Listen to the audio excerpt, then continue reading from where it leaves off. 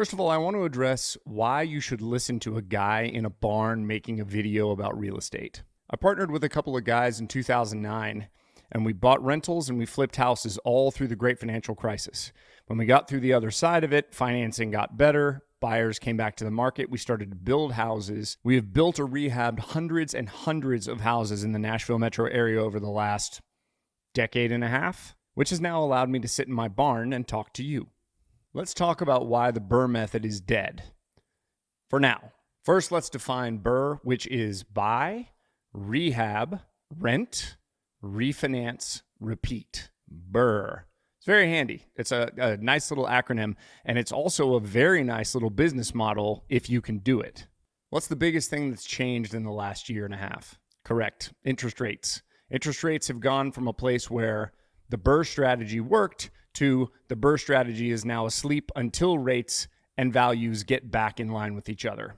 At one time, BRRRR made complete sense. You could literally take all your cash, put it into a deal, get a renter in there, go to the bank, show them the numbers, and they would get you all your cash back out, put a nice loan in place that was a nice long duration, 25-year AM, maybe even a 30-year AM at 4%, 4.5%, 5%, something that was very nice ratios compared to the rents. So we're going to use $150,000 total loan value as the metric. So let's say you bought a property for $100, you put $50,000 into it, and then you were trying to rehab out and get your $150K. I apologize if it's windy, but I'm sitting in a barn, so you might hear a little bit of noise. To get your whole $150,000 back when rates were at 5%, and let's say you were getting a little bit longer term, so you were getting a 25-year AM, your monthly payment was right around $985. Now, that's not including taxes and insurance, but that's your principal and interest, which means you keep paying that thing every month. 25 years from now, $985 a month, that mortgage is gone. That same $150,000 now is $1,250 a month.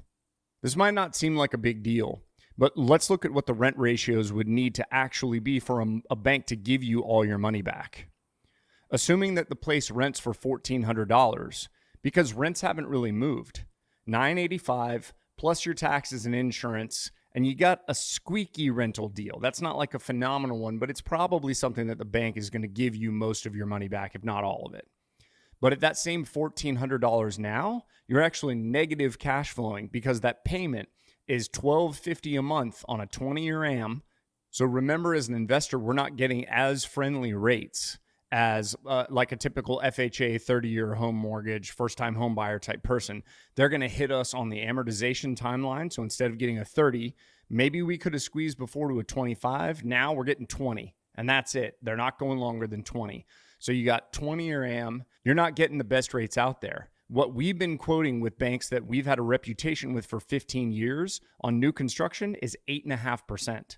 So I tamed it down a little bit, and I'm assuming that maybe you have a better relationship with your bank than I do. Let's say you can get 8%. That's where that $1,250 a month comes from, and that's just PI. That's not PITI. So that same $1,400 a month rent doesn't work anymore.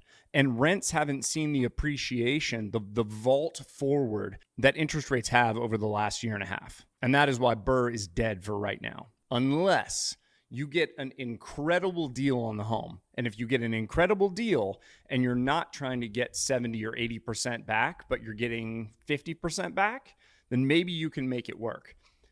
What I've heard some other investors say is, I'll just leave some of my cash in this deal. So let's say you've got $100,000 that you're okay with leaving in deals over time. And let's say you've got to leave $25,000 in each deal. How many do you get? You get 4. You get 4, and then you got to come up with new liquid to leave inside the deals, and you're kind of bound up and stuck. I think a better strategy right now, rather than going through all the effort of trying to buy rentals and having terrible long-term financing on them and taking the risk there, I think that the strategy right now is to find flips. Focus your effort on building some more income, building a better deal machine, because maybe I'm wrong. It feels like the deals are coming. So it's okay that BRRRR is dead for right now. It's like a crazy zombie. It'll come back to life. And that strategy will make sense when interest rates drop back down. Understanding financing is so important when it comes to buying and selling real estate. Another option is to get into creative financing deals. And we'll talk about that a little bit more in the future. But basically, what the goal would be is to try to use somebody else's money, like the person who already owns the home who has a 3.5% mortgage. Sounds interesting, doesn't it? Yeah, it's a super interesting strategy. So for now, I think that flipping is probably the best answer. It's the safest answer. Doing deals that are fast, in and out deals, not doing major gut to the studs rehabs. If you've watched any of our videos so far, that's what I'm going to continue to advocate for, is people doing deals that are fast, not doing deals that are slow, not doing big gut to the stud rehabs, going to neighborhoods that are a little bit newer. So you're doing paint and carpets, making them the best house in the neighborhood so that if anybody is actually looking inside that neighborhood, they're buying your house because you've made it the best. And they want in that neighborhood and they want the best house, they're going to buy your house. This video is brought to you by Nashville Money Guys. It's a hard money lending company that I'm a part of. And if you're a new investor looking to get into the business, one of the most intimidating things is figuring out how to get money. If you've got a good deal, we've got the money for you. And while we might not be able to BRRRR the entire deal, we may be able to give you 100% of the financing as long as the deal is good enough. Look us up at NashvilleMoneyGuys.com.